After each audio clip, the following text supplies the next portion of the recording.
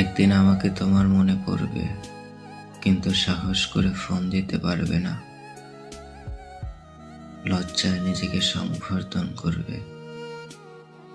আমাদের এত এত স্মৃতি জমেছে যে তুমি অন্য কারো মাঝে আমার ছায়া দেখবে, কিন্তু সেখানে আমাকে পাবে না। একটা আক্ষেপ জন্ম নেবে তোমার ভিতরে। রাত গভীর হলে আমার ফেসবুক ওয়াল ঘুরতে মন চাইবে।